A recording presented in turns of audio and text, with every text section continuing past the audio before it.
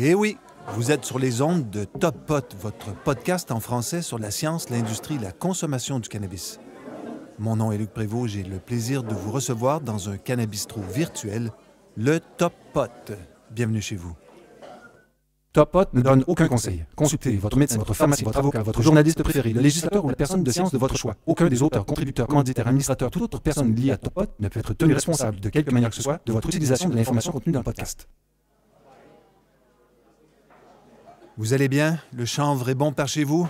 Aujourd'hui, je reçois deux Québécois qui connaissent bien la situation du cannabis médical au Québec. Chantal Arroyo et François-Olivier Hébert.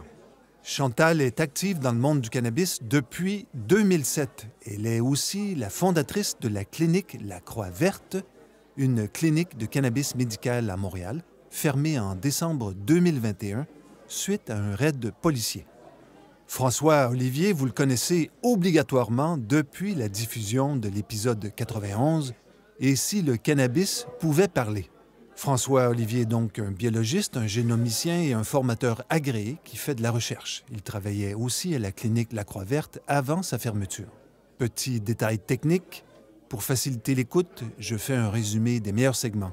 L'indicatif audio vous indique le montage des segments dans le respect de la parole de mes invités.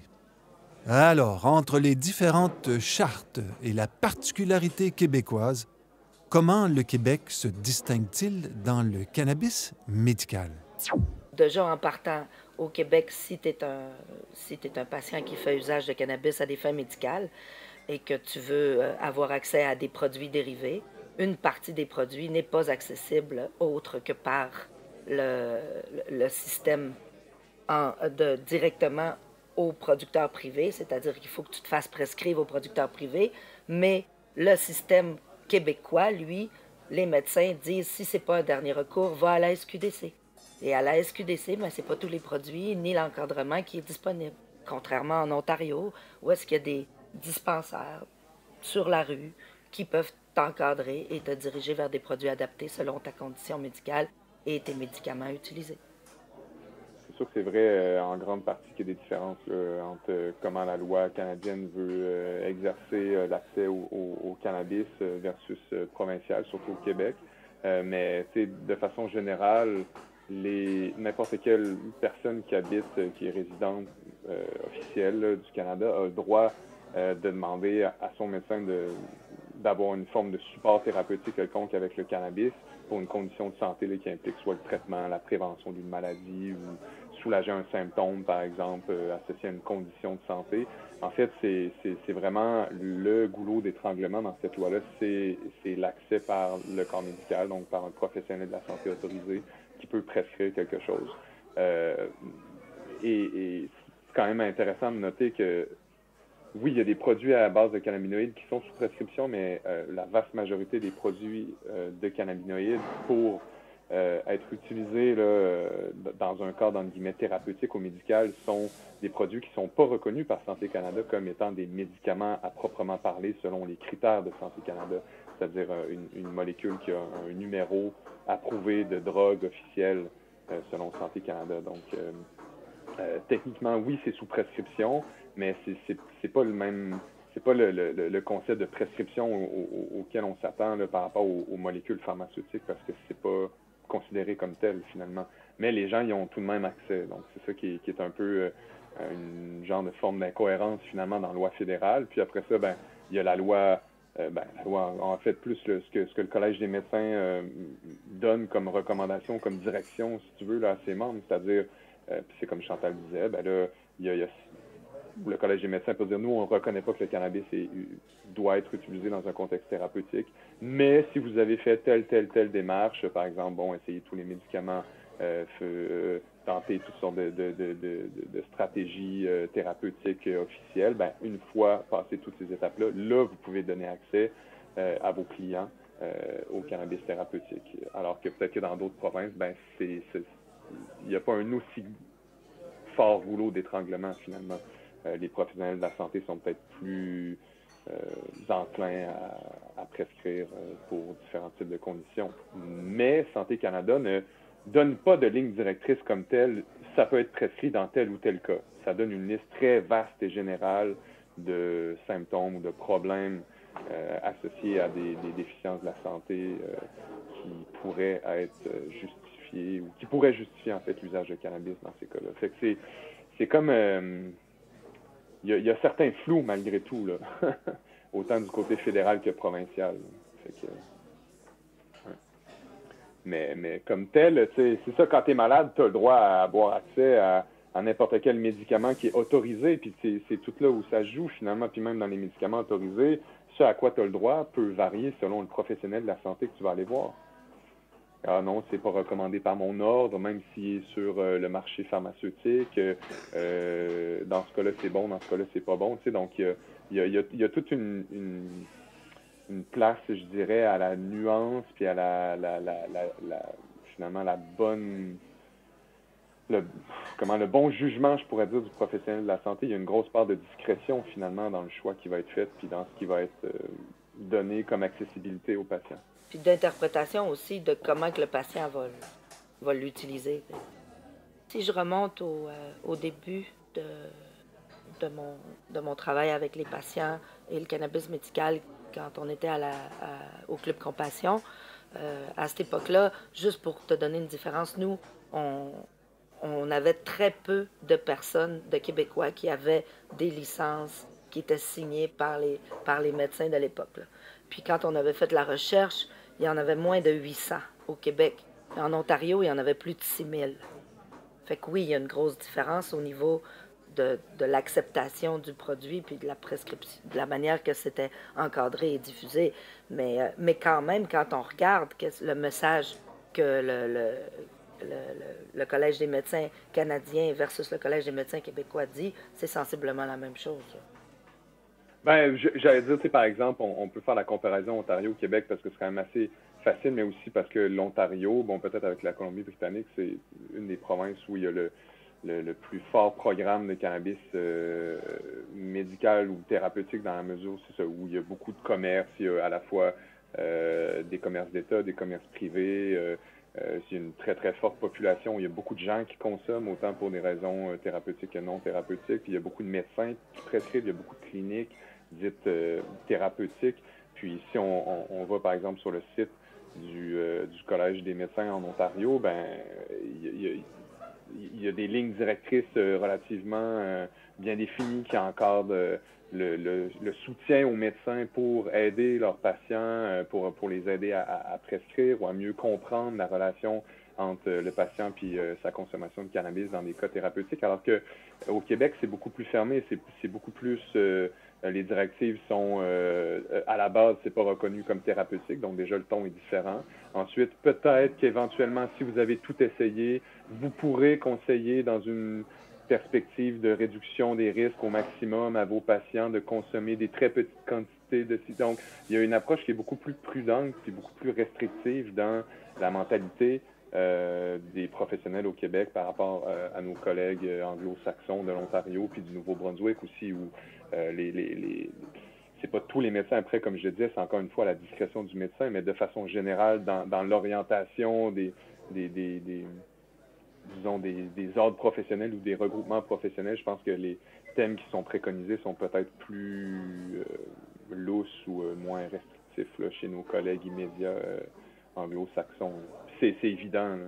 On s'est fait dire souvent qu'au Québec, c'était vraiment un dernier recours. Une fois que tous les médicaments ont été essayés, que ça ne fonctionne pas, que le patient il est intolérant à beaucoup de choses, là, dans ce cas-là, le médecin va participer au traitement, mais c'est vraiment un dernier recours. Donc, c'est pour ça que ça soulève beaucoup de questions par la suite. Ce que j'ai compris de notre longue discussion, c'est qu'il y a des points communs pour toutes les provinces. Cela vaut la peine de bien les cerner avant d'aller plus loin. 1. Un médecin n'est pas obligé de prescrire du cannabis s'il ne le veut pas. 2. Un médecin doit obtenir le consentement signé de la personne qui consommera et doit tenir un registre de cette discussion dans le dossier médical de la personne. Et 3. Un médecin doit évaluer la condition de la personne régulièrement pour savoir si la consommation de cannabis pose problème. Alors, Quelle est donc la position au Québec des gens en position?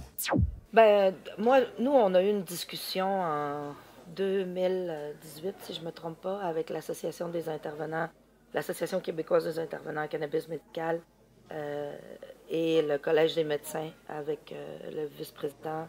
Il y avait il y avait la secrétaire qui était sur le comité aussi. On a eu une bonne discussion. François Olivier, tu étais là aussi, je crois. Oui, oui, oui. Puis, pour eux,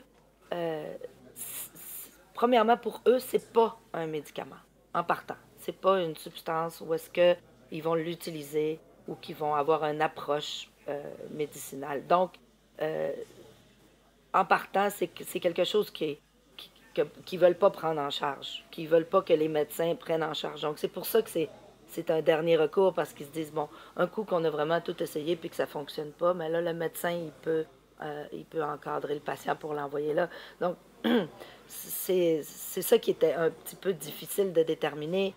Puis que d'un autre côté, on a compris que qu'est-ce qu'il nous a dit textuellement, c'est qu'il disait c'est la première fois qu'on se fait dire par Santé Canada qu'on peut utiliser une substance sans savoir à quelle fin ou pour quelle pathologie l'appliquer. Donc, il disait qu'avant, c'était le contraire. Comme il détermine, OK, tu peux utiliser pour la sclérose en plaques, pour ci, pour ça, mais là, c'est pas clair. Donc, ils savent pas comment la gérer. Ils savaient pas à l'époque comment la gérer. Maintenant, peut-être que ça a changé. Ça fait quand même plusieurs années de cette... C'est peut-être le moment de le rappeler. Le choix de prescrire ou non du cannabis médical dépend du bon jugement du médecin ou de l'infirmière praticienne. La loi fédérale est là. Et au Canada, les patients ont le droit de demander accès au cannabis médical. Donc, les patients ont des droits qui sont reconnus. Tous les collèges de médecins provinciaux ont adopté plus ou moins la même position. C'est-à-dire qu'il n'existe pas assez de preuves pour justifier l'usage du cannabis thérapeutique, mais tous s'en remettent à la loi fédérale et disent que les médecins ont le droit de prescrire du cannabis selon leur jugement et leur connaissance. Ce qui diffère d'une province à l'autre, ce sont surtout le choix des mots, les choix des maladies qui justifient l'usage et l'étendue des explications sur les effets potentiellement négatifs du cannabis. Dans le fond, tout est dans le ton et dans les recommandations. Et dire que pour moi, naïvement, le cannabis médical, c'était 2014 et le gouvernement conservateur de Harper. Non, c'est 2001 où est-ce que le cannabis médical a été approuvé. Oui, c'est 2001, la date que la Cour suprême a approuvé l'usage à des fins thérapeutiques. À cette époque, il y avait... en fait, il fallait que ce soit prescrit par un médecin. Dans 5 cas, tu pouvais l'avoir prescrit par ton médecin. C'était cancer, épilepsie, psoriasis, sclérose en plaques et le 5e, je me souviens pas, ça va me revenir. Sinon, pour les autres, il fallait qu'un spécialiste aussi signe la prescription. Donc, à l'époque, c'était les libéraux qui étaient au pouvoir.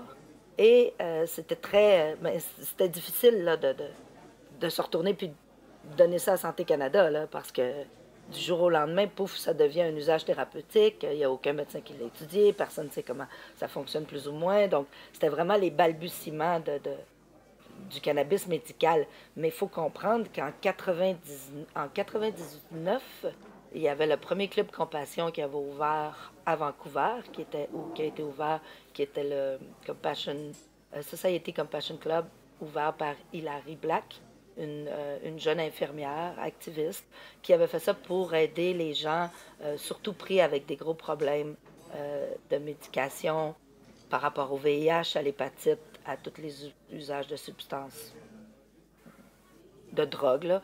Et quelques mois plus tard, il y avait aussi le Club Compassion à Montréal qui ouvrait, à l'époque, qui était ouvert par Caroline Doyer puis Louise-Caroline Bergeron, qui étaient les deux filles activistes derrière le Club Compassion. Puis c'était très petit, puis c'était un usage qui était majoritairement, surtout pour des polytoxicomanes qui avaient des problèmes avec leur médication d'hépatite ou de VIH. Donc, il y avait aussi un club à Toronto, le Toronto Compassion Club, qui avait ouvert, je ne sais pas la date exacte, là, mais c'est tranquillement comme ça que ça a commencé avant qu'il y ait vraiment une législation qui apparaisse en 2001 par la Cour suprême. Maintenant, c'est là que c'est devenu un peu compliqué parce qu'ils ont été obligés de donner ça à Santé Canada. Et là, Santé Canada s'est mis à produire du cannabis dans une mine à Flin Flon, dans une mine désaffectée. Puis là, c'est ça. Donc, c'était un petit peu chaotique, pour pas dire.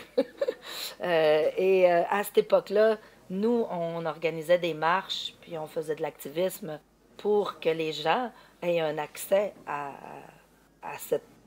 au cannabis médical, mais encadré, puis surtout, comme qu'on sache un petit peu plus à comment l'utiliser, puis sous quelle forme et tout. Donc, il y avait beaucoup de marches aussi pour le décriminaliser, parce que la ligne était floue entre... puis là, il faut comprendre qu'à l'époque, il y avait une tolérance policière qui était comme... qui marchait en vague, là, dépendamment du corps policier qui était au pouvoir, là, c'était ou toléré ou pas toléré. Je me souviens qu'on faisait des vox pop, puis on demandait aux gens, selon vous, le cannabis, c'est légal ou illégal? Puis là, on avait 40 réponses différentes. Là. Ah, c'est légal si t'es malade. Ah, t'as droit à 3 grammes. Ah, t'as droit à un once. Ah, t'as droit...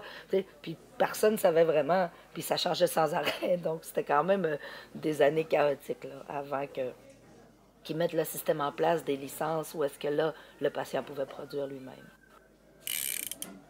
Ben, il y a beaucoup de choses. C'est très complexe, tout ce qui se passe pendant ces années-là. Puis il y a beaucoup de changements aussi. Il faut penser aux États-Unis à l'époque, qui n'avaient vraiment pas le même discours qu'ils ont maintenant, qui était très, très, très, très, très répressif. Et ça aussi, je pense que ça limitait beaucoup le Canada, parce que moi, je me souviens de discussions avec des policiers, des stupéfiants qui nous disaient que ça sera jamais légal tant que les États-Unis ne le légaliseront pas, parce que nous, ils vont nous empêcher de le faire pour X et X raisons. C'était beaucoup le discours qu'il y avait à l'époque, là, que le fait que les États-Unis ne s'ouvraient pas du tout à ça, ça nous bloquait beaucoup. Nous, en le faisant, on avait créé un précédent, mais tranquillement, autour de, je dirais, peut-être 2010, 2012, 2013, on a commencé à voir des clubs, puis le Colorado arriver, puis tous les référendums se passaient, puis ça avait failli passer légal, là, à mener en Californie. Puis ça, c'était tout plus dans les années 2000, où est-ce que là, puis c'est là qu'au Canada, ça s'est ouvert plus de manière récréative, et ça a vraiment évolué avec les États-Unis, mais aussi avec le gouvernement qu'on avait en place. Les libéraux ont toujours été pour légaliser les drogues en général, ils se dirigeaient vers ça. Tandis que les conservateurs qui sont arrivés au pouvoir en 2007, eux, ils ne pouvaient pas avoir un discours anti-drogue puis en vendre en même temps, par en dessous avec Santé Canada qui vendait du cannabis. C'est arrivé avant 2014, en fait. C'est à partir de 2013, Harper a retiré le droit aux patients de produire leur propre cannabis. Et il avait aussi fermé l'usine de Flin Flon, donc il avait autorisé des producteurs privés spécifiques à venir produire au Canada du cannabis médical. Et dans ça, il y avait quand même Tilray, entre autres, qui était déjà approuvé. Il y avait Bedrocan, qui avait été approuvé. Il y avait Canopy, qui avait commencé à être approuvé aussi, qui était Tweed à l'époque. Ensuite de ça, il y avait Apothecary, Hydro Apothecary, ou qui était eux Exo maintenant, mais qui avait commencé aussi. Bon, mais puis là, c'est un peu flou. Il me semble qu'ils sont arrivés peut-être un peu plus tard, eux Exo. Mais avant ça, c'était majoritairement des compagnies américaines ou des grosses corporations, des multinationales européennes qui avaient le droit de produire du cannabis au Canada à des fins médicales. Et il avait retiré le droit aux patients de le produire, et la Cour suprême est revenue en octroyant un droit, un grandfathering law qu'ils appellent, un droit acquis, en fait, aux patients qui l'avaient déjà en main et qui avaient déjà des productions. T'allais dire, François? Ah ben oui, c'est sûr que ça a toujours été les règlements puis les lois associées au cannabis thérapeutique spécifiquement. Il y a toujours eu beaucoup de liens avec avec le marché, avec la business, avec tout ce qui est d'intérêt commercial, parce que quand même, tu sais, c'était bon depuis le milieu des années 90 que la Californie avait un problème de cannabis médical. Début des années 90 en Israël, les Israéliens qui sont en fait les leaders mondiaux dans le domaine du cannabis médical, autant dans la recherche que oui, sur la plante, sur les biotechnologies, mais aussi sur le lien avec la santé. Puis, ben, c'est pas étonnant que, peut-être par nos liens avec Israël au Canada, dans les premières compagnies qui ont eu le droit de produire au Canada, c'était effectivement des compagnies israéliennes, dont Bedrocan, parce qu'elles avaient développé une certaine expertise, là, donc, mais sauf que c'est des grosses compagnies multinationales qui ont des chiffres d'affaires quand même assez importants. Donc, c'est sûr que les décisions politiques qui sont prises après sont prises en fonction de cette industrie-là qui est en place, qui a quand même un certain pouvoir ou un certain levier auprès des institutions politiques puis gouvernementales, parce que c'est des grosses compagnies. Maintenant, cotées en bourse et tout. Donc, c'est sûr que ces choix réglementaires-là ont toujours été influencés d'une certaine part par la dynamique de l'entreprise, de l'industrie. Puis là, c'est pas de la conspiration, mais quand même, qui est proche de qui au pouvoir pour réussir à avoir accès à ces hautes sphères de production commerciale-là, ben, des fois, c'est pas des hasards. Au Canada, le Collège des médecins de famille du Canada a adopté une position qui s'en remet notamment aux compétences et décisions provinciales, tout en reconnaissant que depuis 2014, les conditions médicales qui peuvent être justifiées pour consommer du cannabis thérapeutique se sont étendues et incluent désormais une vaste gamme de troubles physiologiques. Ce regroupement de professionnels demeure toutefois très prudent en affirmant dans la foulée qu'il n'existe à ce jour que très peu d'informations sur l'efficacité clinique du cannabis. Il recommande, ce Collège des médecins de famille du Canada, quand même, il recommande d'avoir essayé toutes les autres options pharmacologiques avant d'utiliser le cannabis pour guérir des malades. Or, en 2014, le règlement sur l'accès à la marijuana à des fins médicales, le RAMFM, est remplacé par un nouveau cadre connu sous le nom du Règlement sur la marijuana à des fins médicales, le RMFM. Le site de Santé Canada dit ceci. Contrairement au RAMFM, qui permettait aux clients de cultiver pour répondre à leurs besoins médicaux personnels ou de désigner une personne pour le faire en leur nom, le RMFM se fondait uniquement sur la production commerciale. Il comportait un mécanisme par lequel les personnes ayant besoin d'accéder au cannabis avaient la possibilité d'acheter un produit de qualité contrôlée auprès d'un producteur autorisé par Santé Canada. Fin de la citation. Alors, après 2014, que se passe-t-il dans le cannabis médical au Canada? Dans mon cas, personnellement, on avait vu les changements au niveau de la loi qui avait été mise en place par le gouvernement Harper et qui enlevait le droit aux patients de produire pour eux-mêmes. Donc là, les licences étaient beaucoup plus difficiles à obtenir. Il y avait eu un mouvement quand même important du marché gris, que j'aime appeler, où est-ce qu'il y avait eu des gens qui avaient vu une opportunité d'aller chercher des licences de production et d'ainsi alimenter le réseau, leur réseau ou le réseau tout court. Donc, il y avait eu un resserrement quand même beaucoup au niveau des médecins qui pouvaient le prescrire, encore plus au Québec. Et dans le contexte qui était déjà difficile avant, c'est devenu encore plus difficile pour les patients d'avoir un accès encadré et surtout sécurisé. Parce qu'avec Santé Canada qui ne produit plus, et les licences de production qui sont enlevées et qui ne sont... Donc, tu as très peu de choix au niveau de l'achat, de ton approvisionnement, et ça laisse place à beaucoup plus de clubs compassion. Et c'est là qu'on a vu apparaître quand même énormément de dispensaires, que ce soit en Ontario, particulièrement à Toronto. Je me souviens que c'est passé de 12 clubs cliniques qui fonctionnaient depuis facilement une dizaine d'années à plus de 150. C'était une perte totale de contrôle, il y en avait partout, ça commençait à ouvrir, puis là, ça envahissait quand même tout le Canada au complet, là. Parallèlement, aux États-Unis, il y a le Colorado qui développe, la Californie aussi, où est-ce que les dispensaires apparaissent, puis bon, les prescriptions.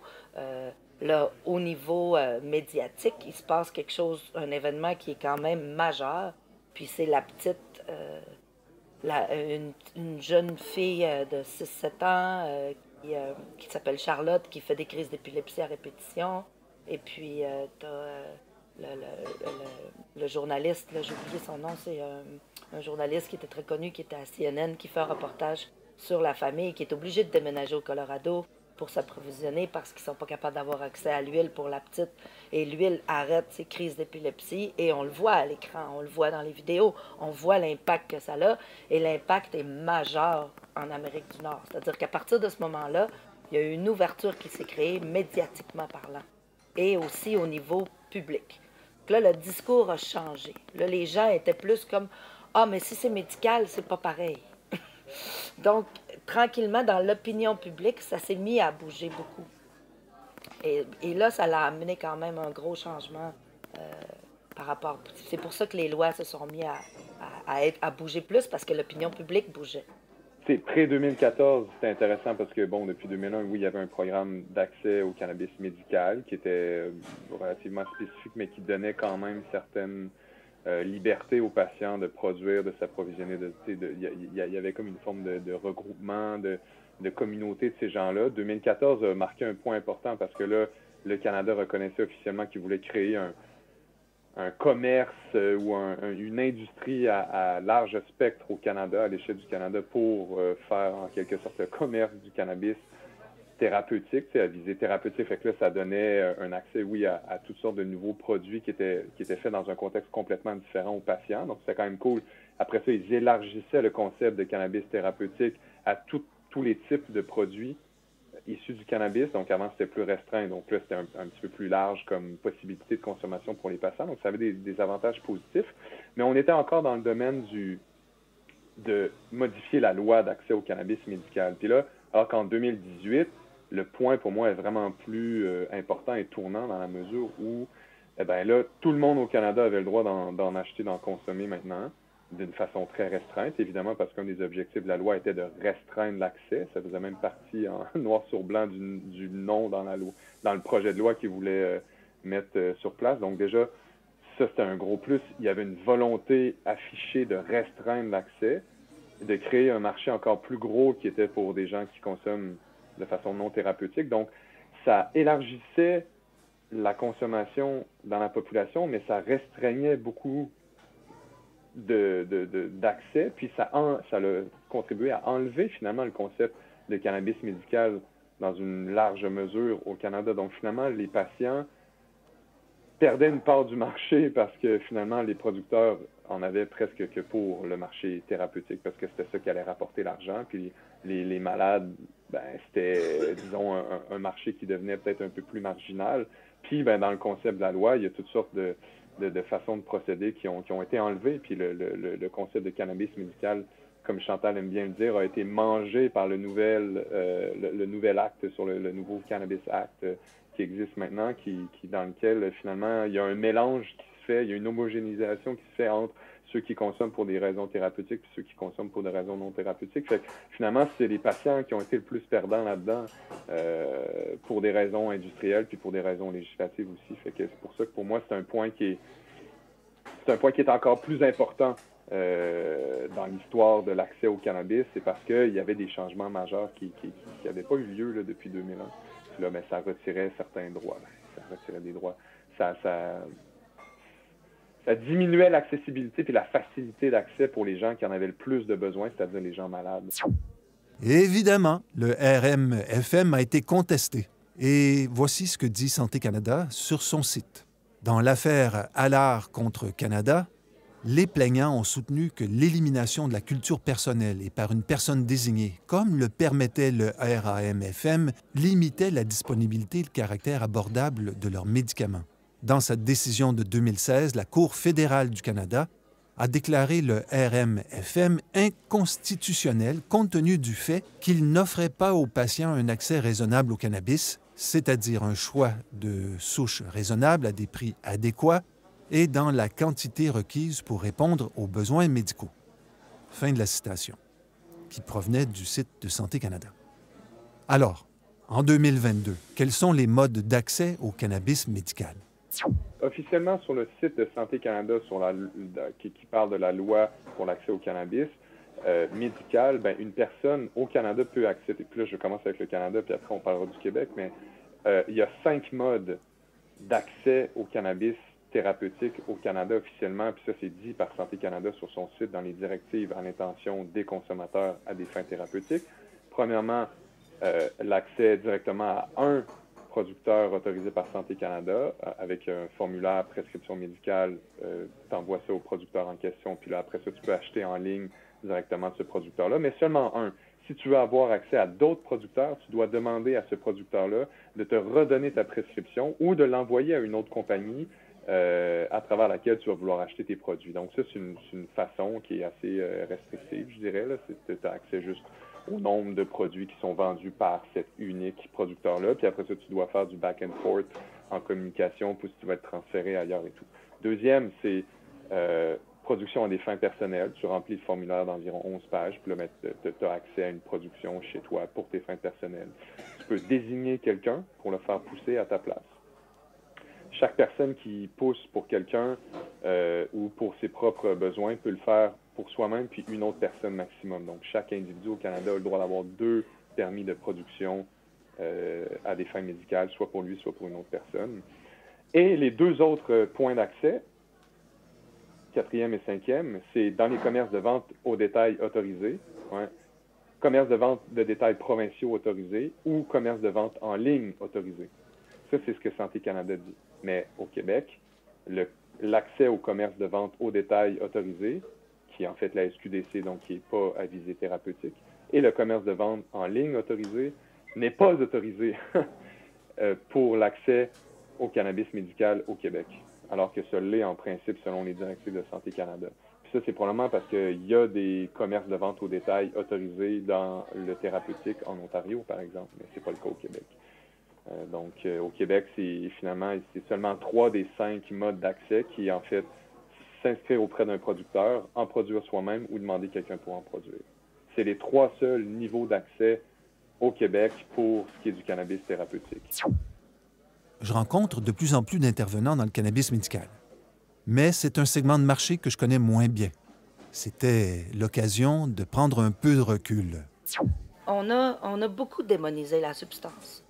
Puis ça fait en sorte que ça vient mettre un voile de flou sur notre manière de la gérer puis de la distribuer.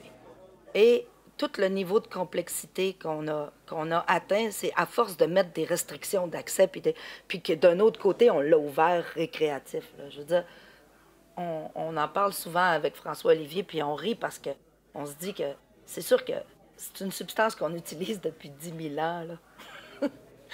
Je pense qu'on a fait le tour dans le sens des dangers qu'on pouvait avoir. Maintenant, quand on incorpore d'autres molécules avec, c'est là qu'il y a plus d'effets, mais je veux dire, on prend des substances qui sont beaucoup plus dangereuses que ça et qui sont beaucoup moins contrôlées, puis en ne parlant que de l'alcool. Là.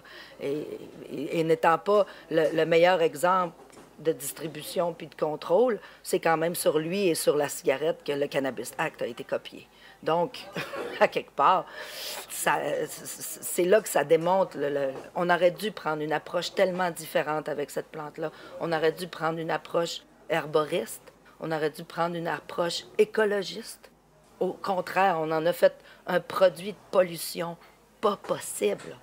Puis de pesticides, puis de production de plastique, puis de surproduction d'emballage pour protéger une partie de la population qui est infime à la... Tu sais, je veux dire, il y a bien plus de danger pour un enfant de tomber sur une bouteille de pilule que de manger un chocolat au cannabis parce que automatiquement, l'adulte a plus de réticence à laisser son chocolat au cannabis traîner que sa bouteille de médicaments qui est omniprésente dans la maison. Tu sais. Donc, il y a beaucoup de choses qui ont été tellement complexifiées par la loi, puis par la restriction, puis par la morale, qu'on n'a pas pris la bonne décision. Si c'était encadré par des herboristes, par des gens qui connaissent la plante, qui connaissent ses effets, qui savent ses effets d'entourage et tout, puis que ça avait été beaucoup moins démonisé, beaucoup mieux encadré, ça serait beaucoup plus facile.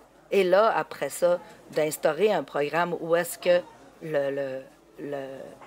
l'utilisateur récréatif aide et contribue à l'utilisateur médical pour que ça lui coûte moins cher et qu'il ait accès à des produits puis à un encadrement, il serait facile. On l'avait proposé en 2008 avec le Club Compassion. On a déposé 12 boîtes d'études et de réglementation où est-ce qu'on suggérait un modèle de distribution puis un modèle d'encadrement.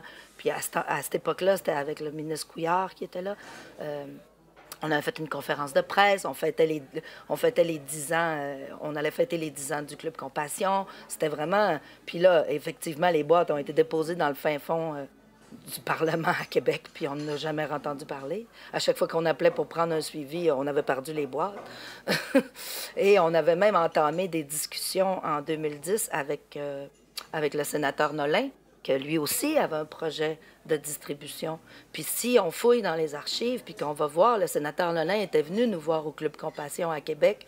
Puis le Club Compassion à Québec était une petite fenêtre sur le moyen que nous, on voyait de distribuer le cannabis à des fins médicales. Et il avait été super impressionné par notre discussion avec lui, puis comment qu'on voyait le futur, nous, de la distribution à des fins médicales. Puis on avait commencé à travailler avec lui sur des projets, puis sur un projet de distribution, là, mais encore une fois, on a eu une descente de police en 2010 qui est venue mettre une fin abrupte à tous nos beaux projets. Mais c'est ça, c'est pour dire que c'est complexe, mais il y a une manière de le faire bien et beaucoup plus simple, selon moi. Ben, tu sais, en fait, c'est ça, si on veut essayer de comprendre, je pense, comment bien organiser l'accès aux produits, puis en fait, à tous les différents types de produits pour les gens qui en ont besoin pour des raisons thérapeutiques ou qui veulent en faire l'essai pour des raisons thérapeutiques, on devrait se rapporter à la réalité de la personne qui va en consommer plus que dans toutes les, comment dire, les impératifs économiques puis entrepreneuriaux qui sont associés, surtout maintenant, à la production du cannabis. Je pense que on devrait, c'est ça, se rapporter à la réalité du patient, de la personne qui va en consommer, puis on devrait adapter ça on devrait adapter l'accès pour que les gens puissent avoir accès justement à une diversité de produits, à un encadrement, à un suivi quasiment aux besoins quotidiens, à travers sa communauté par des gens qu'il connaît, puis les endroits qui donnent accès aux produits thérapeutiques puis aux services à la clientèle devraient pouvoir s'approvisionner de plusieurs sources différentes, autant avec des gros qu'avec des petits, devraient pouvoir avoir accès à une diversité de produits, puis devraient pouvoir collaborer avec une diversité de professionnels. Ça revient un peu à ce que je dis tout le temps quand on parle de cannabis thérapeutique, mais je reviens toujours à ce mot-là qui est simple, mais qui est tellement vrai, puis c'est la diversité. Puis c'est un peu sur ce genre de modèle-là que devrait être basée la distribution puis l'accès du cannabis thérapeutique au Canada, parce qu'il y a une diversité de gens qui en ont besoin pour une diversité de raisons avec toutes sortes de particularités. Puis le système devrait donner accès à cette diversité-là parce que il y a toutes sortes de commerces qui en ont fait la démonstration de par leur travail, souvent peut-être effectivement illégal sur le plan technique, mais ils ont fait la démonstration, ces endroits-là, que c'était possible de tenir une diversité de produits qui était faite de façon simple, de différentes sources, pour toute une panoplie d'indications puis d'individus. Puis ils ont démontré des mécanismes et puis des résultats qui sont, je dirais, bénéfiques puis efficaces. Donc, pourquoi pas aller vers ce genre de modèle-là? Donc, une espèce de modèle qui est basé sur la pluralité, la diversité, autant au niveau de la production, de la transformation que de l'achat.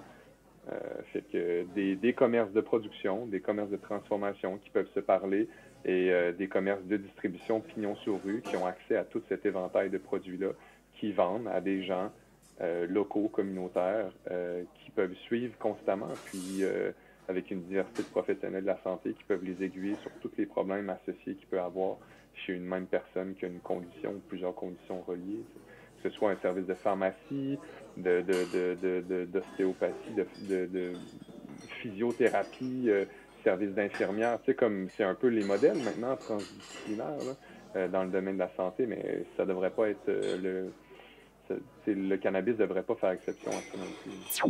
OK, la question à 100 balles. Est-ce que le pot médical, c'est la même chose que du pot non médical? Dans mon expérience, c'est que c'est pas tant le produit que l'approche, la dose et la substance, le moyen dans lequel tu vas prendre ce dosage-là. C'est là qu'il diffère beaucoup. C'est sûr que, étant dans le milieu depuis très, très, très longtemps, j'ai beaucoup de difficultés à voir le côté récréatif. Je peux le voir sous certains aspects, mais encore une fois, à chaque fois, cet aspect-là, il est quand même ramené à un usage thérapeutique. Puis je vais donner un exemple. Il y a des gens qui vont dire oh, non, je suis pas médical, moi je fais un usage récréatif, mais c'est souvent le week-end pour relaxer. Là, tu as le mot pour relaxer, pour déstresser, pour m'aider à dormir. Donc, c'est pas, je veux dire, oui, tu vas prendre une coupe de vin pour relaxer, mais tu vas prendre du vin aussi parce que tu as un gros feeling qui vient avec. Est-ce que c'est toujours là, cette ligne-là entre le récréatif et le médical? Où est-ce que moi, je la mets, la ligne? C'est quand c'est vraiment comme ça, tu n'as pas un besoin essentiel d'avoir accès à cette plante-là pour être capable de fonctionner dans ta journée. Là, c'est un usage récréatif. C'est-à-dire que, justement, tu es capable d'arriver puis de dire « Ah, en fin de semaine, je vais me fumer un petit joint parce que je m'en vais écouter un show avec ma femme, puis ça va nous préparer au feeling. » Entre moi, j'en ai besoin à chaque soir si je veux être capable de dormir, ou j'en ai besoin d'en prendre 1 ou 2, 3 fois par semaine pour arriver à calmer mon anxiété. C'est là que ça dérive. C'est vraiment le pourquoi que tu l'utilises. Et c'est là aussi que beaucoup de gens n'arrivent pas à faire la différence parce que ils font un usage récréatif, thérapeutique sans le savoir et en culpabilisant qu'ils font un usage récréatif plutôt que thérapeutique. Mais quand on leur explique, pourquoi tu le prends? Ah, je suis capable de manger après. Bon, déjà, c'est parce que oui, mais peut-être que ta dose elle devrait changer. Peut-être que tu devrais le prendre de même. C'est de l'éducation qui manque. Puis c'est ça qu'on a perdu avec 90 ans de prohibition. C'est une éducation. Puis là, même en le rendant récréatif puis en le rendant légal, on a oublié de donner l'information puis l'éducation qui va avec. Puis même, on est encore en train de la découvrir parce qu'en l'ayant démonisé puis mis illégal pendant autant d'années, ça ne nous a pas permis de l'étudier, ça ne nous a pas permis de faire des études cliniques, ça ne nous a pas permis de rien faire. Donc, on arrive sur une plage, puis sur une île qui est vierge, puis on essaie de voir qu'est-ce qu'on va faire de tout ça. Donc, c'est ça qui est difficile pour les gens, de faire la ligne entre le récréatif puis le médical, puis parce que ça peut être médical de fumer si c'est le moyen le plus efficace pour toi d'arriver à gérer ton maux, à gérer ton mal. Non, mais je suis un peu Chantal là-dedans, dans la mesure où je pense que le cannabis qui est produit, je vois pas pourquoi, mettons, les gens qui en consomment, entre guillemets, pour des raisons non thérapeutiques, devraient avoir accès à des moins bons produits, peut-être, que ceux qui en font un usage plus médical. Au final, si le but de ta consommation d'une substance psychotrope, c'est d'augmenter ton état de bien-être en un moment ponctuel, puis que le fait de t'accorder ce moment augmenté de bien-être ou de modification sensorielle ou de perception fait en sorte que dans le reste de ta vie, après, tu es un meilleur être humain parce que tu as trouvé ton compte, tu as du plaisir, ça te permet de vaquer à tes occupations après, ça te donne une récompense d'avoir rencontré tes objectifs de la journée, tout ça, ça fait de toi une meilleure personne. C'est jusqu'à un certain point thérapeutique parce que c'est quoi la santé, c'est quoi le thérapeutique? C'est d'avoir un bien-être généralisé dans ton corps, que ce soit dans ton esprit ou ton corps, c'est d'être dans un état de bien-être.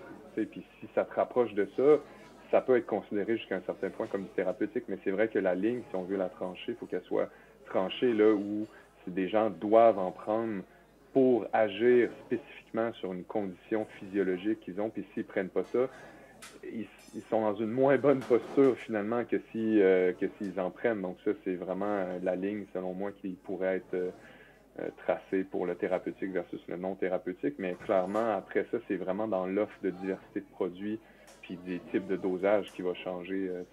Que tu prennes pour aller chiller un vendredi soir, que tu prennes une ou deux puffs de plus ou de moins, ça ne changera pas grand-chose, mais peut-être que quelqu'un qui en prend pour des raisons médicales, de bien titrer au milligramme près, ça va faire une différence, ne serait-ce que dans son niveau de fonctionnalité de la journée, dans son niveau de peut-être de sommeil le soir, ou de, tu sais, comme ça peut avoir après un impact quand même assez important sur le problème physiologique qui concerne la personne en question, mais je pense que c'est vraiment dans la gestion du produit, du mode d'administration, des doses puis des habitudes qui va changer entre thérapeutique ou pas.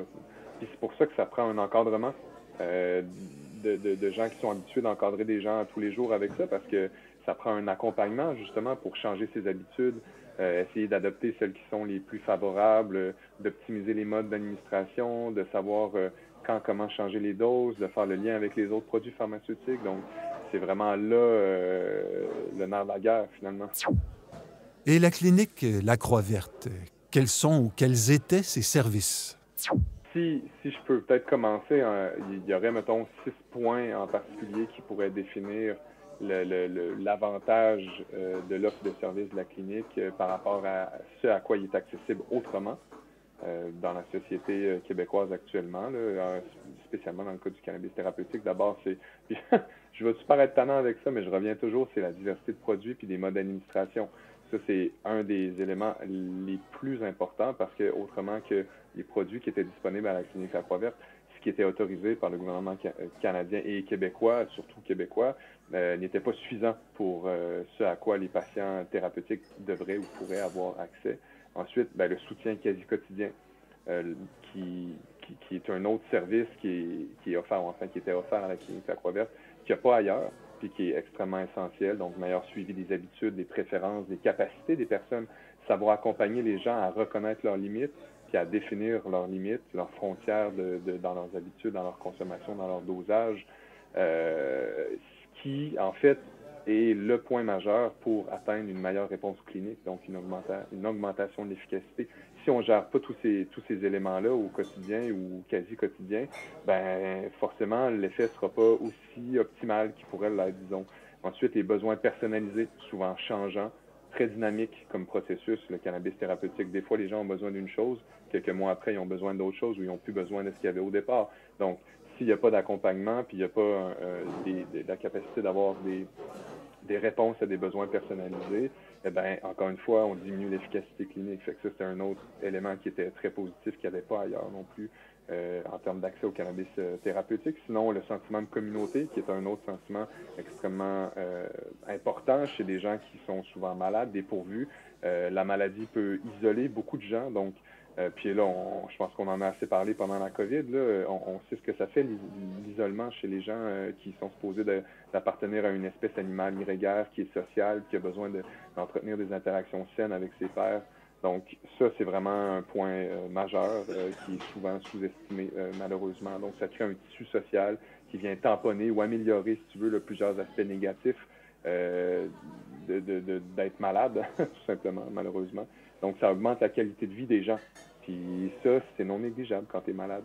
Ensuite, parce que c'est un service de première ligne en réduction de méfaits. Puis des services de première ligne en réduction de méfaits de cet ordre-là, il n'y en a pas beaucoup. Donc, ça offre une forme de protection pour les patients, pour les gens qui consomment à des fins thérapeutiques. Contrairement aux dires des autorités qui disent souvent, mettons, « Ah non, mais allez pas dans des places qui ne sont pas autorisées par le corps médical parce que ça peut être dangereux de ci, de ça. » Mais non, au contraire, c'est comme des organismes de réduction de méfaits qui sont là en première ligne. Les gens, c'est pas leurs médecins qui vont appeler s'ils ont un problème avec leur prescription de cannabis thérapeutique. C'est le centre communautaire de distribution des produits où ils les ont achetés puis où ils ont des gens qui les suivent tous les jours. C'est là qu'ils vont appeler. C'est à la clinique La Croix-Verte qui appelle quand ça va pas. Puis là, après ça, toute la réponse en lien avec ce problème-là est coordonné en grande partie à l'origine à la clinique. Donc ça, c'est pas accessible autrement par les gens qui s'inscrivent, par exemple, auprès d'un producteur autorisé, donc qui sont plus ou moins laissés à eux-mêmes. Et puis finalement... Sur un site Internet. Ouais, c'est ça, tu sais. Puis bon, après, tu fais rappeler, puis tomber dans une boîte vocale que peut-être personne va pouvoir parler en français pour te répondre. Tu sais, tous ces aspects-là sont pris en compte dans le concept de la clinique, comme la clinique La Croix-Verte. Puis le dernier point, ben, c'est que c'est un centre de soins puis d'accompagnement qui est satellite au système de santé, qui ne va pas travailler contre le système de santé, mais qui va travailler avec les professionnels de la santé. Puis ce genre de support-là, satellite, comme c'est le cas dans plein d'autres formes pas de médecine alternative, mais de médecine complémentaire à la médecine plus traditionnelle, c'est que ce soit des cliniques de physiothérapie ou même on peut penser aux pharmacies de quartier qui jouent un peu le même rôle que la clinique, mais là, la clinique, c'était vraiment spécialisé dans qu'est-ce que je fais avec ma consommation de cannabis. Donc, autrement que les services qui étaient offerts à la clinique, ben, ce type d'accompagnement satellite-là n'existait pas, n'était pas là. Puis, parce que là, la clinique n'existe plus, ben, c'est parti. Puis c'est ça. Puis il y a des points aussi qui sont des points sous-adjacents à tout ce que François Olivier vient de dire, mais on parle beaucoup de cannabis médical, d'infirmières, de professionnels de la santé et tout, mais ce qu'on oublie de mentionner et qui était omniprésent à la clinique, c'est que nous, on avait des intervenants en santé mentale. Mentale, et c'est le mot-clé ici. Parce que la majorité, si ce n'est pas 90% de notre clientèle qui venait chercher, dans leurs symptômes, souffrent d'anxiété. D'anxiété reliée au fait qu'ils n'ont pas accès à des soins spécifiques, anxiété parce que ça coûte de l'argent, anxiété parce qu'ils sont malades, ils viennent de se faire pitcher un diagnostic de cancer terminal, puis qu'on vient de leur dire qu'on ne peut rien faire pour eux, anxiété parce qu'ils sont seuls au monde, anxiété pour des dizaines et des dizaines de raisons. Aussi, en soutien, en santé mentale, avec les proches aidants. Parce que souvent, les gens qui viennent nous voir en clinique, c'est le dernier recours. Ils ont passé par tout le système. Les aidants naturels qui sont avec eux sont brûlés, sont fatigués, ils ne savent plus quoi faire et ils sont là encore pour leurs proches. Non. Donc, tout ça, c'était quelque chose qui était omniprésent et qui était super important. Dans des périodes comme Noël, comme l'été, quand tout le monde part en vacances, quand les gens sont livrés à eux-mêmes tout seuls, que tout d'un coup, la famille est partie une semaine à Cuba, 2 semaines à Cuba, bien, la personne malade est tout seule, bien, nous, on était là quand même. On faisait des appels. Des fois aussi, ils ont des problèmes d'accès à certains services parce que c'est des gens qui sont démunis. Encore une fois, le système d'intervenants en santé mentale qui était là était capable de leur donner des outils, de leur montrer des sorties, des portes où est-ce qu'ils pouvaient aller cogner, où est-ce qu'ils allaient trouver un soutien. Donc, ça, c'est sans compter aussi le fait qu'on allait chercher différents corps de métier, que ce soit un cuisinier pour faire des aliments fonctionnels. On élaborait tous nos produits. C'était pas des bonbons. Quand on se faisait dire « vous vendez des bonbons », c'est super important de comprendre l'effet d'entourage du cannabis, mais l'effet d'entourage du produit que tu utilises pour prendre ta dose de cannabis. Et des fois, ces bonbons-là, c'était la porte et l'unique porte qu'on pouvait prendre pour aller chercher qu'est-ce qu'on voulait comme soulagement chez ce patient-là. Puis tout ça, c'est des données qu'on prenait. Donc, on est un centre de données qui est super important parce qu'on a des centaines, des milliers de notes sur des patients, sur des pathologies, sur des choses des maladies que des gens entendaient une fois dans leur vie. Mais nous, on allait voir dans notre base de données, bien, on en a quand même 3 qui ont ça. Donc, puis qui font un usage de cannabis. On peut aller voir un centre de référence parce que nous, on s'approvisionnait de personnes malades qui ont développé des génétiques, qui ont développé des plantes, qui les soignent et qui leur font du bien. Pas parce qu'ils font de l'argent avec, parce qu'ils leur font du bien. Pas parce qu'ils ont un taux de 28 de THC, parce qu'ils ne savent même pas. C'est quand on leur demandait, va le faire tester. Ils nous ramènent le test, on le regarde avec François Olivier, puis là, on comprend, Au fil de la conversation avec Chantal et François Olivier, je réalise que la Croix-Verte a développé plein de produits. Mais comment planifier des nouveaux produits dans une si petite clinique? En fait, c'est que c'était des produits que... C'est pas qu'on voulait développer des produits, c'est qu'on était obligé de le faire pour des conditions différentes, pour des absorptions différentes. Donc, ça nous a poussé à faire des combinaisons, puis à essayer des aliments fonctionnels ou des choses à s'adapter à des produits. Donc, le suppositoire, ça nous est venu au départ c'était 2014, fin 2014, début 2015. On a une patiente qui était en phase 4 d'un cancer du sein quand même très avancé, qui prenait... Il y a une technique il y a un traitement qui a été popularisé beaucoup dans les années 2000 qui s'appelle le RSO, le Rick Simpson Oil. Il y a même des produits maintenant qui s'appellent comme ça, RSO. C'est une forme d'extraction, c'est une méthode d'extraction qui a été popularisée par Rick Simpson à l'époque pour régler des problèmes liés à un cancer de la peau. Et à cette époque-là, la dame faisait un usage de l'huile Rick Simpson que nous, on faisait pour soigner son cancer. Malheureusement, c'est un produit qui est très concentré, donc ça la rendait extrêmement high parce que c'est 74, 75, des fois même 90 de concentration de THC ingéré. Donc là, on a quand même un effet vraiment, vraiment très fort. Et la madame avait beaucoup de difficultés à gérer ça. Puis elle avait une difficulté d'approvisionnement, puis de suivi de traitement parce que nous, on ne connaissait pas ça beaucoup. On avait peine à la suivre vraiment. Donc, elle est partie au Colorado faire le traitement. Pendant plus de 6 mois, là, on l'a perdu de vue. Donc, nous, dans nos dossiers, on l'avait considérée décédée parce qu'elle était en phase terminale quand elle est partie. Donc, puis 6 mois après, son fils puis elle se pointent à la clinique. Puis elle est en top forme. Puis, fait qu'on est comme en état de choc parce que moi, j'étais certaine qu'elle était décédée. Donc, puis là, elle nous explique tout ce qu'elle avait entrepris au Colorado, puis ce qu'elle avait compris, et qu'elle avait fait usage de suppositoires et que ça l'avait énormément réduit l'effet euphorique qu'elle ressentait. Donc là, nous, on travaillait avec une herboriste à l'époque, puis elle nous a dit, ben moi, je suis capable de faire ça, des suppositoires. On va essayer d'en faire parce que ça nous a sonné beaucoup de cloches avec beaucoup de patients avec lesquels on avait de la difficulté à leur donner une dose qui était convenable et qui sans trop les rendre stone. Donc, mais on avait un problème majeur avec une enfant de 4 ans qui avait un tube pour la nourrir parce qu'elle n'arrivait pas à bien déglutiner, à bien avaler. Donc, c'était pas possible pour elle d'y donner même l'huile par la bouche. Elle n'arrive pas à avaler. On lui mettait dans les gencives. C'était pas suffisant pour contrôler l'épilepsie. On avait beaucoup de difficultés d'absorption. C'était très difficile. Puis quand on mettait l'huile dans le tube, ben c'est de l'huile d'olive. Fait que ça s'était pas super bien dilué, ça restait pris dans son tube. La mère était obligée de le nettoyer. C'était très, très, très complexe pour les parents à gérer. Donc, on s'est dit, on va essayer avec le suppositoire. Puis pour eux, c'était tellement plus facile. Je veux dire, 3 secondes, c'est réglé. Puis après ça, j'ai pas besoin de surveiller si ça a été bien avalé, si ça a été bien absorbé et tout. Et tout de suite, ils ont vu une différence.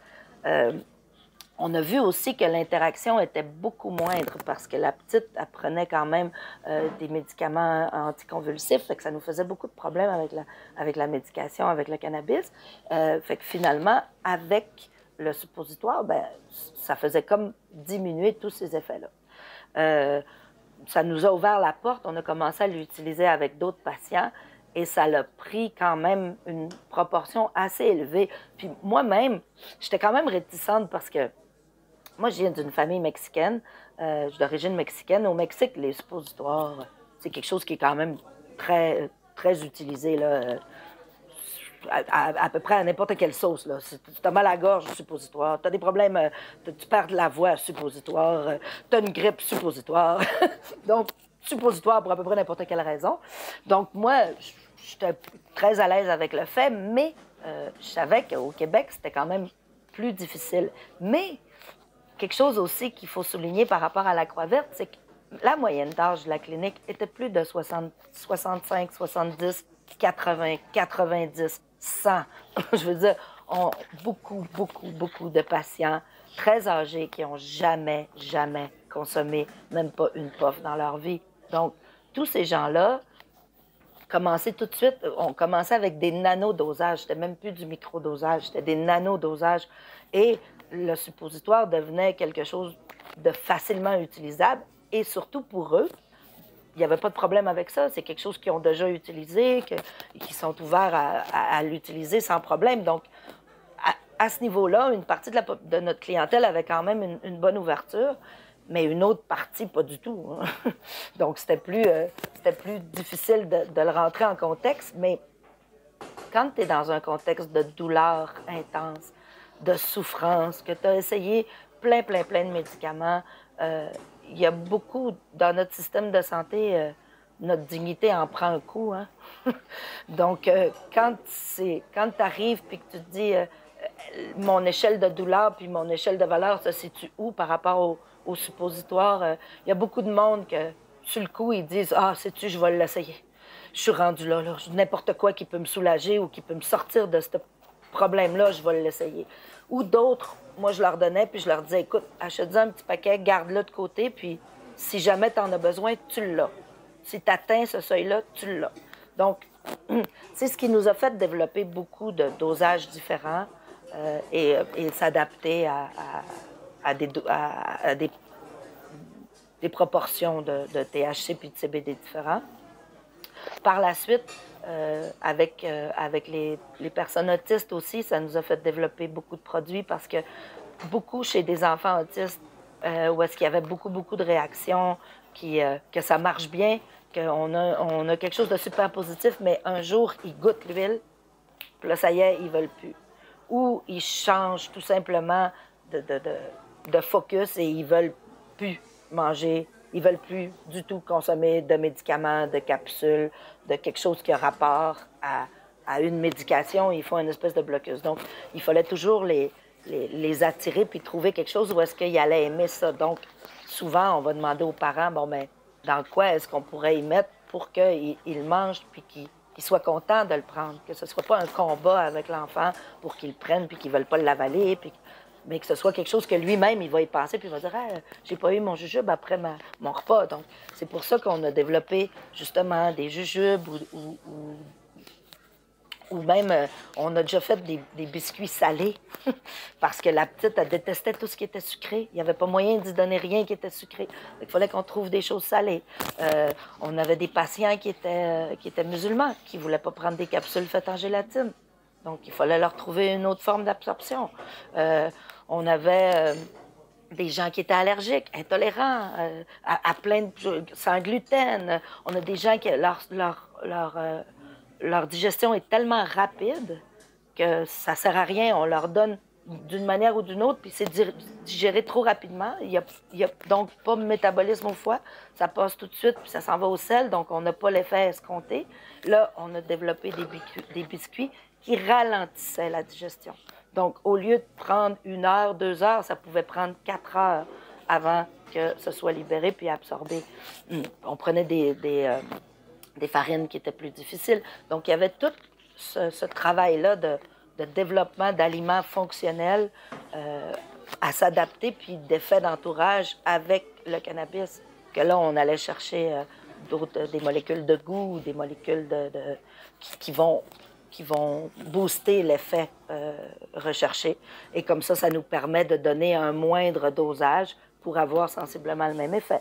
Donc, puis là, après ça, est venu tout le côté topique. À l'époque du Club Compassion, on essayait de faire des onguents avec du kiff, puis c'était pas efficace, ça marchait pas. La crème, elle marchait 2 jours, puis après ça marchait plus.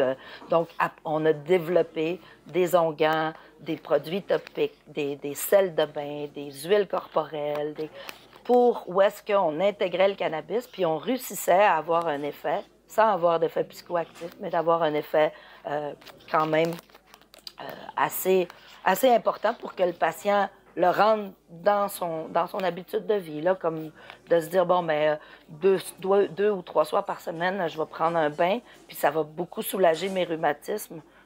J'en ai pour au moins 48 heures à être bien, sans qu'il soit vraiment obligé de prendre quoi que ce soit. Donc, c'est une absorption par la peau, des huiles aussi cicatrisantes après des grosses opérations. où est-ce qu'ils ne peuvent pas utiliser grand-chose parce qu'il y a certains éléments ou parce qu'il y a des allergies. Bien là, on créait des huiles qui aidaient beaucoup à la cicatrisation et qui sont reliées à des effets d'entourage avec d'autres plantes médicinales. Donc, on était allé chercher une botaniste aussi pour développer tous ces produits-là. Donc, c'est ça qui faisait en sorte qu'on avait une gamme de produits et des solutions pour tout le monde. Donc, c'est jamais arrivé que je dise à quelqu'un « j'ai pas de solution, je sais pas quoi te donner, je sais pas quoi faire, je peux rien faire pour toi ». Puis ça a toujours été le mot d'ordre. On répond pas ça, on ne peut pas répondre ça. Nous, on est le dernier recours, il faut qu'on ait une solution. Et on avait aussi beaucoup d'accompagnement avec les gens en fin de vie où est-ce qu'il y a des dosages énormes d'opiacés, de médicaments très, très forts, où est-ce qu'avec le cannabis, on entrait en jeu pour combler les entredoses, puis comme ça, donner à la famille et aux patients des perceptions, des espaces-temps où est-ce que le patient est conscient et qu'ils peuvent avoir des discussions qui sont parfois super importantes dans ces temps-là de vie, là.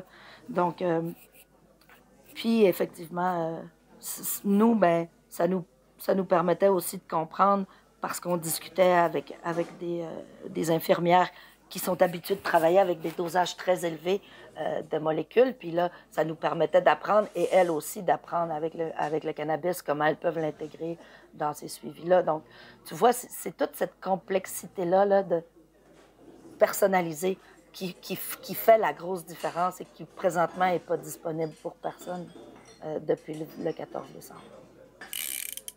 Les patients n'arrivent pas à trouver de suppositoire au Québec. Là, présentement, ils sont obligés de commander ailleurs, en Colombie-Britannique. Le Victoria Cannabis Buyers Club a énormément de difficultés aussi présentement. Ils se font fermer leur site web. Ils se sont fait envoyer des frais pour avoir resté ouverts illégalement de 6,5 millions.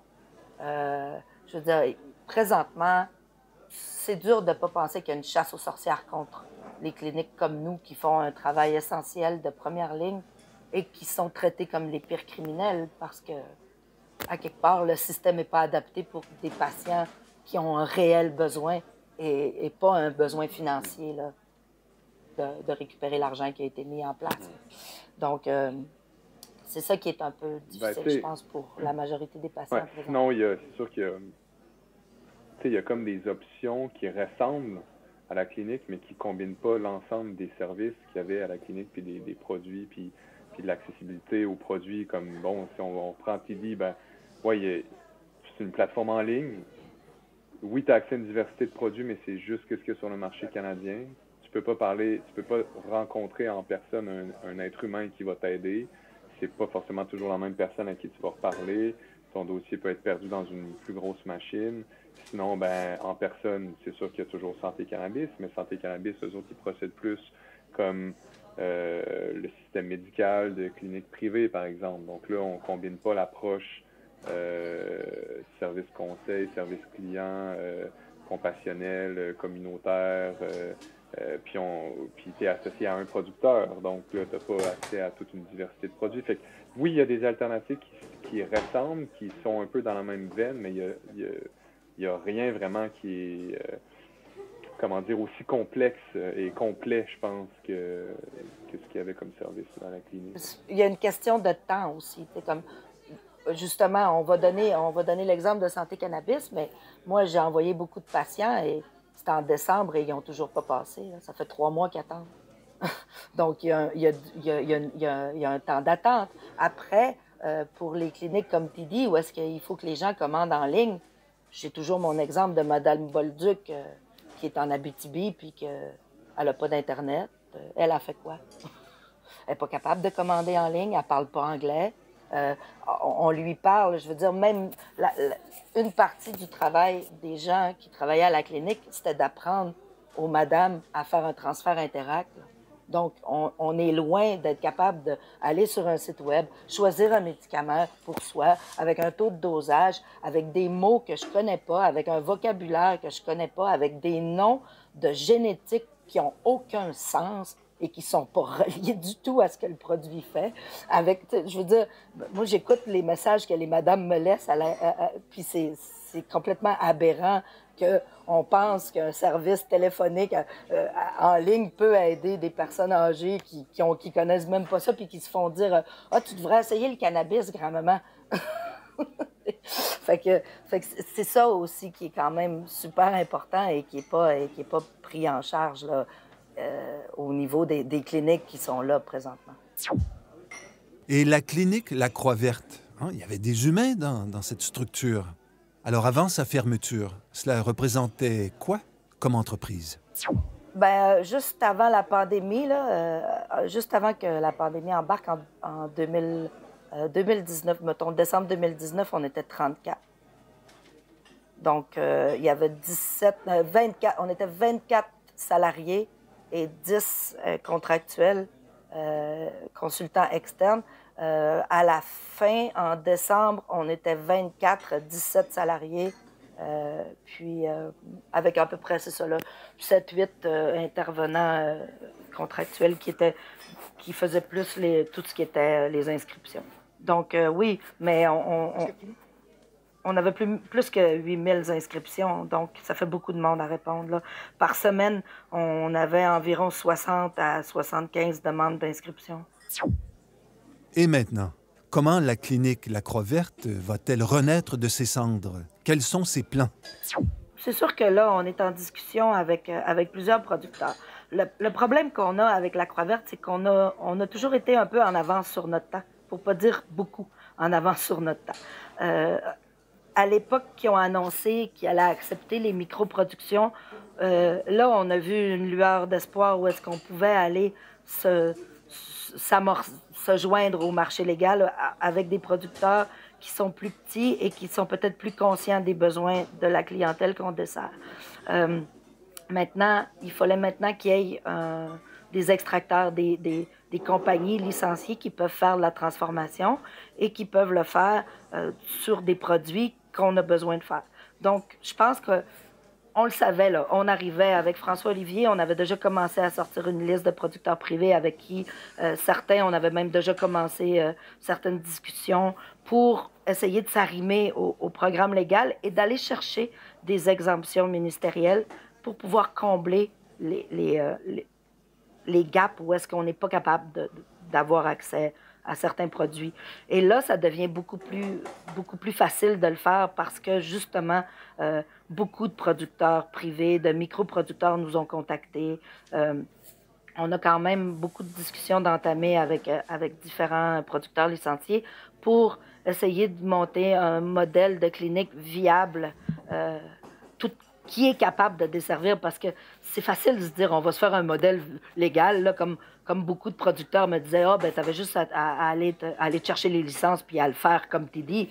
Je veux dire, moi, je réponds à un besoin que la clientèle n'est pas capable de trouver. Donc, TD, ils répondent à un besoin de livraison, mais je veux dire, nous, des suppositoires de 150, 200, 250 mg, il n'y a personne qui fait ça. Puis même d'un niveau légal, c'est pas faisable. Même dans un packaging de 1000 mg, c'est pas à faire. Donc, c'est ça qu'il faut aller chercher comme exemption.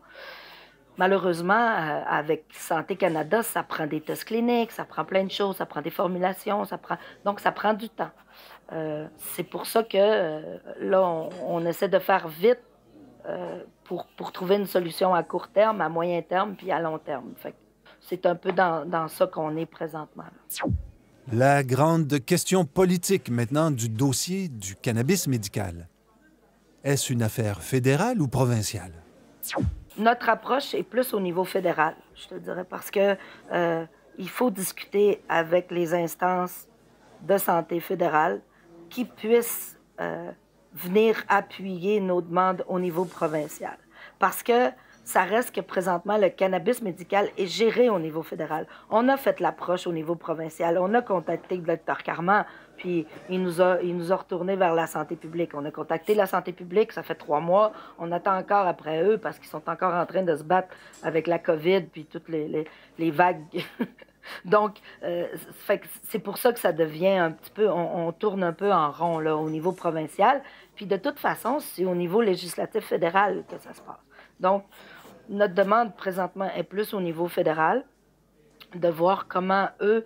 mais là, on voit qu'il y a quand même une volonté au niveau fédéral de se complaire et de rendre le programme plus accessible aux médicales et aux patients, justement avec les changements de législation qu'on voit là, pour, entre autres, faire des tests cliniques sur des gens... sur des patients, je veux dire sur des gens qui ne sont pas patients, qui ne sont pas malades. On voit des ouvertures qui sont en train de se faire.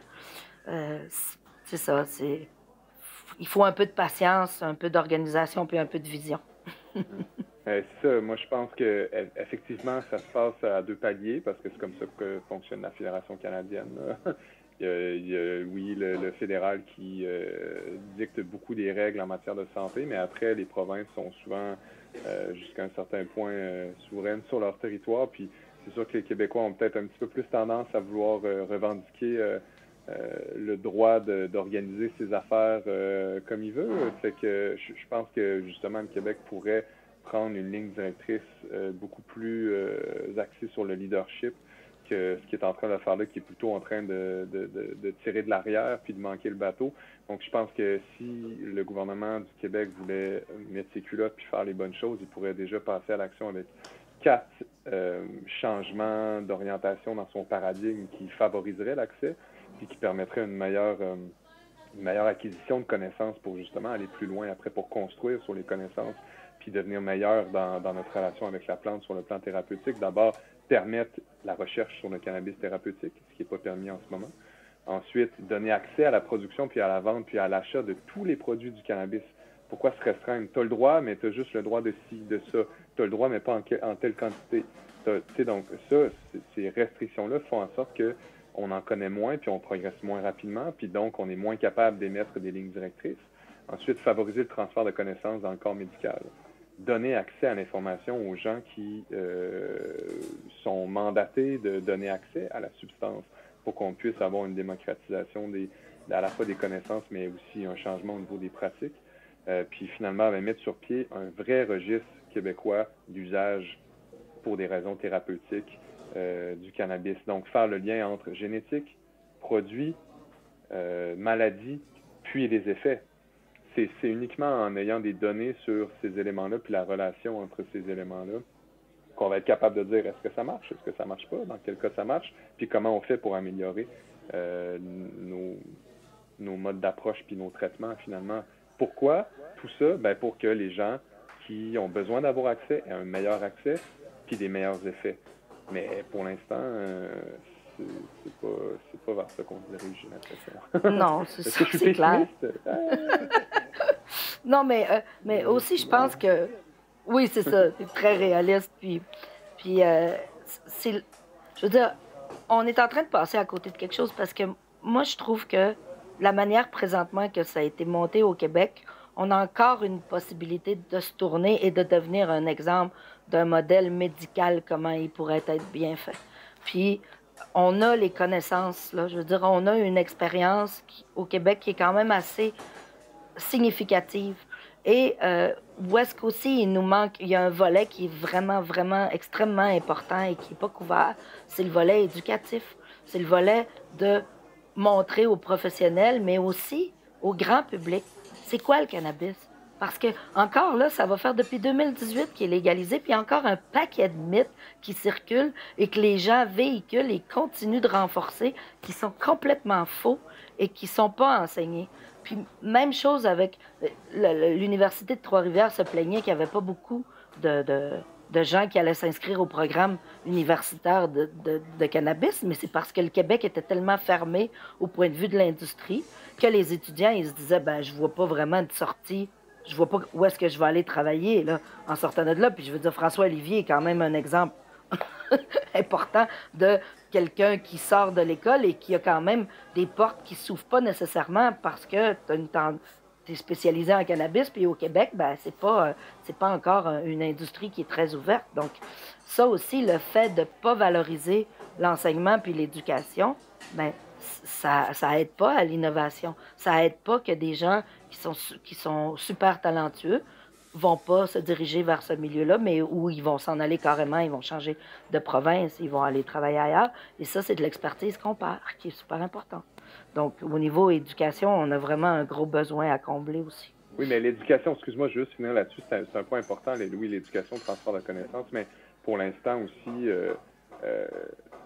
s'il y a un débalancement féroce entre les efforts de recherche pour comprendre les bienfaits potentiels thérapeutiques versus les méfaits, si on recherche 20 fois plus s'il y a des méfaits que s'il y a des bienfaits, ben forcément, les seuls transferts de connaissances qu'on va pouvoir faire, ça va être en fonction des méfaits potentiels associés à la consommation. Donc là, il faut quand même toujours garder à l'esprit cette notion d'équité-là, puis de balance dans comprendre qu'est-ce que ça fait en général sur la santé en termes à la fois des bienfaits et des méfaits potentiels. Donc, c'est ça, il ne faut pas juste transférer les connaissances sur une chose et pas l'autre.